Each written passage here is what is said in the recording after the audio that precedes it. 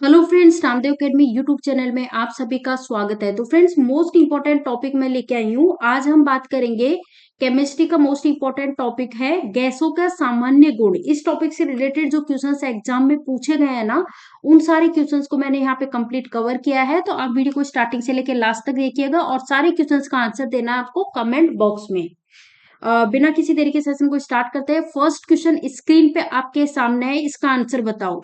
Question आपसे पूछा जा रहा है कि स्थिर दाब पर गैस का आयतन जो है वो परम ताप के समानुपाती होता है, ये कौन सा नियम कहलाता है? तो फ्रेंड्स, स्थिर दाब पर गैस का आयतन अगर ये परम ताप के समानुपाती होता है तो उसे हम कहते हैं चार्ल्स का नियम, यानी कि V इक्वल्स टू T। ध्यान रखना, ठीक है ना। तो इसमें क्या होता है कि स्थिर दाब पर किसी गैस की नियत मात्रा का आयतन उसके परम ताप का सीधा अनुपाती होता है, उसको हम क्या कहते हैं? चार्ल्स का नियम। अब यहाँ पे टी की हम बात करें तो देखो टी क्या है, T equals to 273 degree plus T Celsius degree. तो ये भी आपको थोड़ा सा ध्यान रखना है। ओके, चलो नेक्स्ट क्वेश्चन देख लेते हैं। क्वेश्चन पूछा गया है कि दिए हुए ताप पर गैस की एक निश्चित मात्रा के लिए दाब का मान नियत रहता है, ये कौन सा नियम है? फ्रेंड्स, दिए गए ताप पर गैस की एक निश्चित मात्रा के लिए दाब का मान नियत रहता है, ये नियम है बॉयल का नियम। कौन सा है? बॉयल का नियम, जिसे आप P इक्वल्स टू 1/V के फॉर्म में भी जानते हो। या फिर हम दूसरी तरह हम बात करें तो पीवी इक्वल्स टू टी, ठीक है ना, ये भी ध्यान रखना। और एक और चीज देखो, इसमें क्या है कि स्थिर ताप पर गैस की नियत मात्रा का आयतन जो है उसके दाब का व्युत्क्रमानुपाती होता है, तो ये भी आप याद रख सकते हो। चलो नेक्स्ट क्वेश्चन आपसे पूछा है, स्थिर ताप पर किसी गैस का आयतन कम करने पर उसका जो दाब होता है, प्रेशर होता है, उस पर क्या इफेक्ट पड़ता है? फ्रेंड्स, किसी स्थिर ताप पर ध्यान देना, स्थिर ताप पर किसी गैस का आयतन कम करने पर उसका जो दाब होता है ना, वो बढ़ जाता है। क्या होता है? दाब बढ़ जाता है, ठीक है। चलो नेक्स्ट क्वेश्चन, यहाँ आपसे पूछा गया है कि समान दाब और ताप पर गैसों के समान आयतन जो होते हैं उसमें अणुओं की समान संख्या जो होती है वो सेम होती है, समान होती है, इक्वल होती है। तो ये नियम कौन सा नियम है?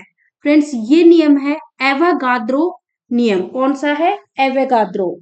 अब देखो, एवोगाद्रो नियम की बात करें तो समान ताप और दाब पर सभी गैसों के समान आयतन के जो अणु होते हैं ना, उनकी संख्या क्या होती है? इक्वल होती है, सेम होती है, समान होती है।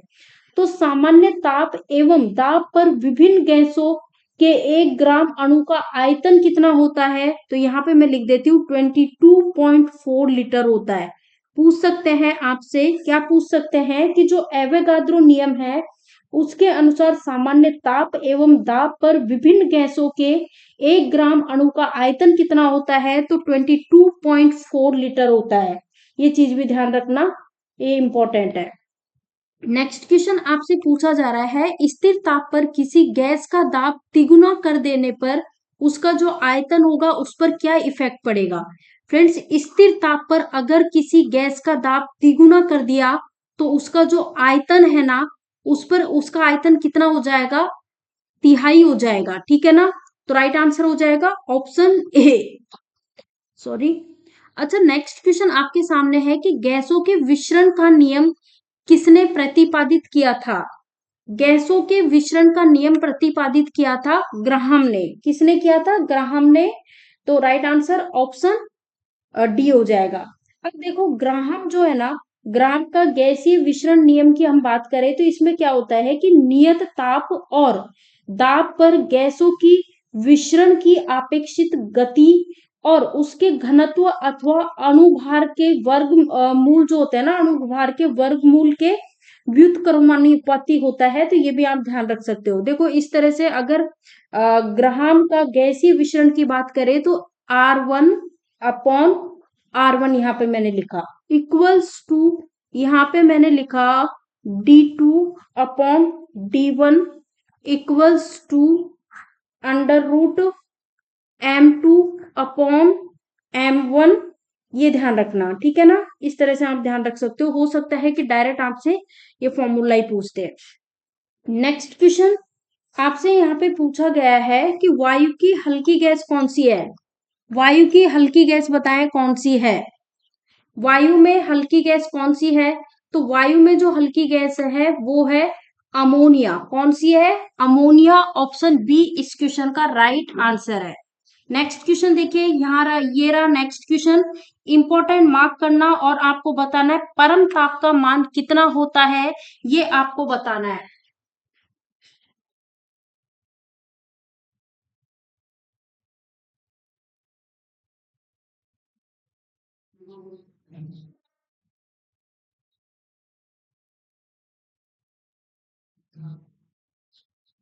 परम ताप का मान पूछा गया था ना, तो कितना होता है फ्रेंड्स, ये होता है -270 डिग्री, -273 डिग्री सेल्सियस। ध्यान रखना, कई बार डायरेक्ट इसी तरह से क्वेश्चन पूछा जाता है। अच्छा, एक गैस विसरण की जो दर होती है ना, उसका बताएं। एक गैस विसरण की दर कितनी होती है फ्रेंड्स। एक गैस विसरण की जो दर होती है वो अणुभार का जो वर्गमूल होता है उसके व्युत्क्रमानुपाती होती है। तो आपका सही जवाब होगा ऑप्शन डी। नेक्स्ट क्वेश्चन, निश्चित ताप और दाब पर विभिन्न गैसों के विसरण के आपेक्षित वेग जो होता है उनके घनत्व के वर्गमूल के विपरीत अनुपात में होता है। ये नियम कौन सा कहलाता है। तो ये नियम है ग्राहम का नियम। कौन सा है, ग्राहम का नियम। आंसर होगा ऑप्शन सी। नेक्स्ट क्वेश्चन है, वास्तविक गैस किन परिस्थितियों में आदर्श गैस का व्यवहार करती है। इंपॉर्टेंट क्वेश्चन है। जो वास्तविक गैस होती है ना, वो किन परिस्थितियों में आदर्श गैस का जैसा व्यवहार करती है। तो फ्रेंड्स ये करती है निम्न दाब उच्च ताप में। निम्न दाब और उच्च ताप की परिस्थिति में ये आदर्श गैस जो है, वास्तविक गैस जो है ना, ये आदर्श गैस जैसा व्यवहार कब करती है, जब दाब जो है वो तो लो हो और टेम्परेचर हाई हो उस केस में। नेक्स्ट आपसे यहाँ पे पूछा गया है कि किसी कमरे के एक कोने में इत्र की खुली शीशी रख देने से उसकी खुशबू कमरे के सभी भागों में फैल जाती है, इसका कारण बताओ। और इस क्वेश्चन को इंपॉर्टेंट मार्क करना, ये क्वेश्चन पूछा जा चुका है फ्रेंड्स। किसी कमरे के एक कोने में हम इत्र की खुली शीशी रख देते हैं तो उसकी जो खुशबू है कमरे के सभी भागों में फैल जाएगी, इसका कारण है विसरण। ऑप्शन सी राइट आंसर है। नेक्स्ट क्वेश्चन है कि घनत्व के अंतर, जो घनत्व है ना उसमें अंतर रहते हुए भी गैसों के पृथ्वी के गुरुत्वाकर्षण में बल के विरुद्ध परस्पर घुल मिल जाने का जो स्वभाव प्रक्रिया है उसको क्या कहते हैं। तो फ्रेंड्स इसे कहते हैं गैसों का विसरण कहते हैं। नेक्स्ट क्वेश्चन, गैस आपको बताना है कि किसी गैस का अणुभार जो है उसके वाष्प घनत्व का कितना गुना होगा। दुगुना, तिगुना, चार गुना, आधा। तो फ्रेंड्स ये होता है दुगुना। किसी गैस का अणुभार जो है ना उसके वाष्प घनत्व का दुगुना होगा। मोस्ट इंपॉर्टेंट क्वेश्चन, एक गैस का वाष्प घनत्व 14 है तो उसका अणुभार कितना होगा। इसका जस्ट डबल हो जाएगा, तो राइट आंसर 28 हो जाएगा। Option C 28। नेक्स्ट क्वेश्चन, किसी गैस को दबाने पर क्या इफेक्ट पड़ता है। फ्रेंड्स किसी गैस को दबाएंगे तो उससे क्या इफेक्ट पड़ेगा, दाब और तापमान जो है ना दोनों ही बढ़ते हैं, तो राइट आंसर ऑप्शन सी होगा। नेक्स्ट क्वेश्चन आपसे पूछा गया है कि गैस के विसरण नियम का प्रयोग किया था किस लिए। गैस का जो विसरण नियम है ना इसका प्रयोग किसके लिए किया था। तो फ्रेंड्स ये किया था समस्थानिक जो है उनको अलग करने के लिए किया था। गैसों के वाष्पन घनत्व जो है इसको निर्धारण करने के लिए किया था। गैसों के मिश्रण जो है उसको अलग करने के लिए किया था। तो राइट आंसर यहाँ पे हो जाएगा, ऑल करेक्ट आंसर हो जाएगा ऑप्शन डी। नेक्स्ट क्वेश्चन पूछा है कार्बन डाइऑक्साइड के विसरण की गति हवा की अपेक्षा कम होती है क्योंकि यह हवा से ऑप्शन ए कह रहा है क्योंकि ये हवा से हल्की होती है, या फिर भारी होती है, या फिर काफी हल्की होती है, या फिर काफी भारी होती है। तो फ्रेंड्स राइट आंसर हो जाएगा भारी होती है, ऑप्शन बी। नेक्स्ट क्वेश्चन आपसे पूछा गया कि गैसों के विसरण हेतु आवश्यक शर्त है कि उनके बीच रासायनिक प्रतिस्थता होती है। तो राइट आंसर यहाँ पे हो जाएगा गैसों के विसरण हेतु आवश्यक शर्त है कि उनके बीच रासायनिक प्रतिस्थता संभव न हो। तो राइट आंसर होगा ऑप्शन बी। नेक्स्ट क्वेश्चन यहाँ देखो, ऑक्सीजन और हाइड्रोजन की जो विसरण दर होती है उसका रेशियो कितना होता है। मोस्ट इंपॉर्टेंट क्वेश्चन है, direct as it is question पूछा जाता है। ऑक्सीजन और हाइड्रोजन के विसरण की दर का जो रेशियो होता है 1:4 होता है। तो right answer option A. Next question, ताप और दाब की समान अवस्थाओं में विभिन्न गैसों के समान आयतन आयतन जो है उसमें किसकी संख्या समान होती है। तो राइट आंसर यहाँ पे हो जाएगा अणु जो होता है ना उसकी संख्या समान होती है, ऑप्शन बी। नेक्स्ट क्वेश्चन यहाँ पे देखो, वेरी वेरी इंपॉर्टेंट, आपको बताना है गैसीय समीकरण में पीवी इक्वल्स टू एनआरटी जो है इसमें आर किसको सूचित करता है। तो फ्रेंड्स इसमें आर का मतलब होता है एक मोल गैस को सूचित करता है, ऑप्शन सी, एक मोल गैस को। नेक्स्ट क्वेश्चन, निम्न में से कौन सा नियम गैस से संबंधित नहीं है। बॉयल का नियम, चार्ल्स का नियम, गे लुसाक का नियम, फेराडे का नियम। तो राइट आंसर फेराडे का नियम जो है ना ये गैस से संबंधित नहीं है। तो राइट आंसर यहाँ पे हो जाएगा ऑप्शन डी। बाकी देखो बॉयल, चार्ल्स, ये लुसाक, ये सारे के सारे जो है ना गैस से संबंधित ये हैं नियम है, ठीक है ना। नेक्स्ट क्वेश्चन देखो, आपसे यहाँ पे पूछा गया है कि सभी गैसें जो होती है वो शून्य आवर्तन पर प्राप्त करते हैं जब तापक्रम होता है।